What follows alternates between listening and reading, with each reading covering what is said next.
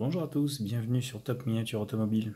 Aujourd'hui, je vais vous présenter une légende du sport auto des années 80, la 205 Pikes Peak Turbo 16 1987, pilotée par Harry Vatanen. Donc, il a couru l'épreuve du Pikes Peak, grande course du Colorado aux États-Unis, mais il ne l'a pas remportée cette année-là. Il l'a remportée en 88 avec la 405 Turbo 16, mais pas avec la 205. Alors, j'ai un peu triché. J'ai déjà démonté la voiture du socle pour gagner un petit peu de temps. Voici l'engin. Donc 205 Rally, 205 Turbo 16, qui, contrairement à justement sa petite sœur, la 205 Rally, est plus furieuse en look et vraiment très agressive. Regardez-moi ça, cette bouille avec ce gros aileron avant pour la tenue au sol, c'est vraiment superbe. Alors Solido a fait sur ce modèle un effort, pas un gros effort, hein, je vous rassure, mais a fait un effort de présentation quand même, il y a un peu de détails. La preuve en est, le capot arrière s'ouvre pour laisser apparaître une partie de la mécanique. On aurait bien aimé que toute la mécanique soit détaillée, mais ça aurait fait un modèle qui aurait été hors de prix. Mais là, vous avez quand même un capot arrière ouvrant, laissant apparaître un semblant de mécanique. Ça, Solido, c'est pas du bas de gamme, hein, mais ça reste, on va dire, comparé à certains modèles que je vous ai présentés, un petit peu quand même moins fini que certaines marques, même si il y a du détail. Donc là, vous avez quand même une partie de la mécanique où on voit les organes de la voiture. Alors, moi, je la préfère effectivement avec le capot baissé, ce qui lui donne un look carrément terrifiant. Elle est très bien proportionnée pour une petite voiture. Comment dire, pour du Solido, elle est très bien proportionnée, elle a un très beau look. Solido, en sortant ce modèle, a tapé fort. Vous voyez ce gros aileron, ce double aileron arrière avec Racing. C'est vraiment super. Pour les fans de 205, vous avez là un très très beau modèle. Malheureusement, il n'existe pas dans d'autres marques, mais au moins il a le mérite d'exister chez Solido. On aperçoit derrière les jantes, les disques avec les étriers. On les aperçoit, c'est pas du gros détail encore une fois, mais ils ont le mérite d'être là. Là, la grosse prise d'air sur le capot qui laisse apparaître le radiateur avec les ventilos.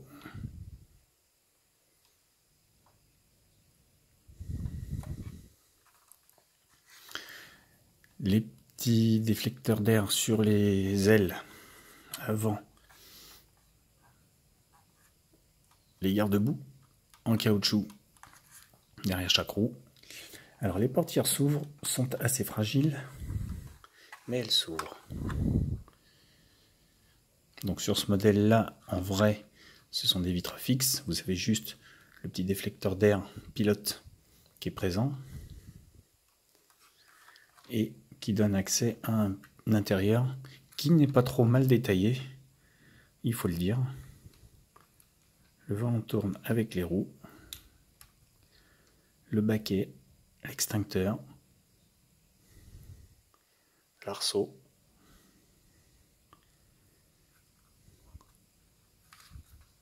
Très peu d'organes mécaniques à l'intérieur, mais bon, c'est pas trop grave. Par contre, on voit effectivement que est prévu pour ce châssis un deuxième siège, même si il n'y est pas. Mais ça, comme c'est un modèle, c'est un châssis standard chez Solido. Voilà. La grille au repose-pied, le tableau de bord avec les interrupteurs.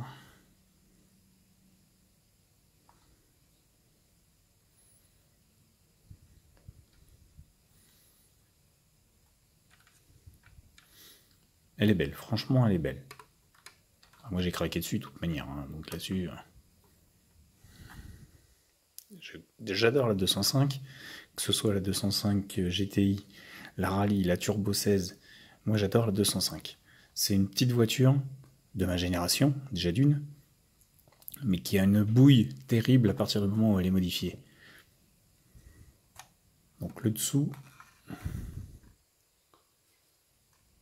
châssis simple avec les protections.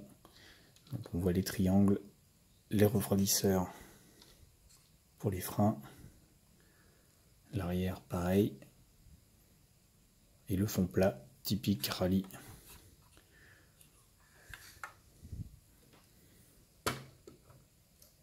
Alors, pour ceux qui connaissent l'épreuve du Pikes Peak,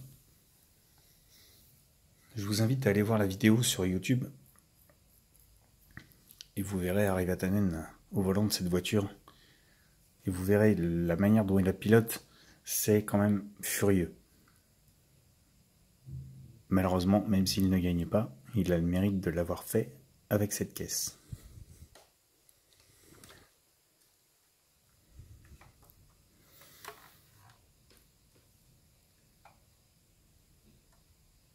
Elle est superbe. Le petit déflecteur là sur le capot, je ne sais pas si on le voit bien.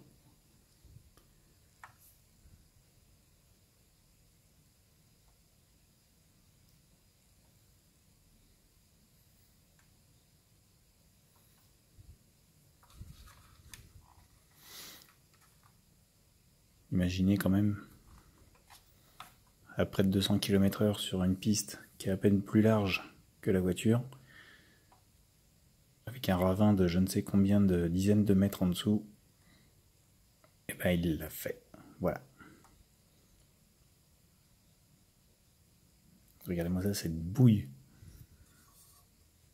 Cet aileron avant proéminent pour bien appuyer la caisse au sol, c'est fou.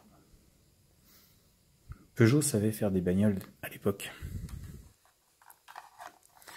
Maintenant, ils se sont rangés du côté écologie, économie. Il n'y a plus de caisse mythique comme ça chez Peugeot. Et c'est un petit peu regrettable.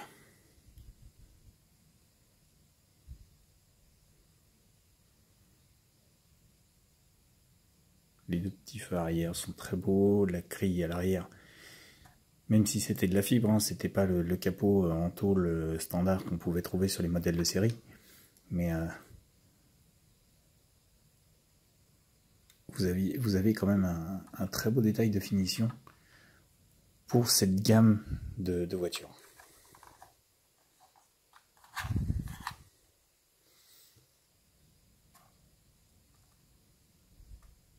Essuie-glace mono présent. Imaginez vous croisez ça sur la route, vous.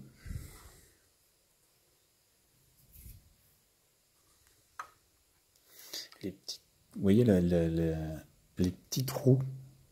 Alors à l'origine, ce sont aussi des petits trous, des petits pneus que Peugeot avait monté volontairement sur cette voiture.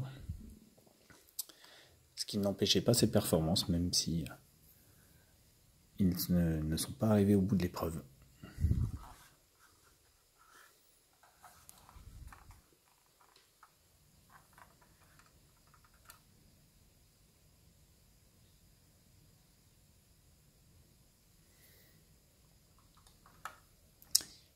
Je vais vous laisser détailler l'engin. Et je vous dis à bientôt sur Top Miniature Automobile avec un autre modèle. Au revoir à tous.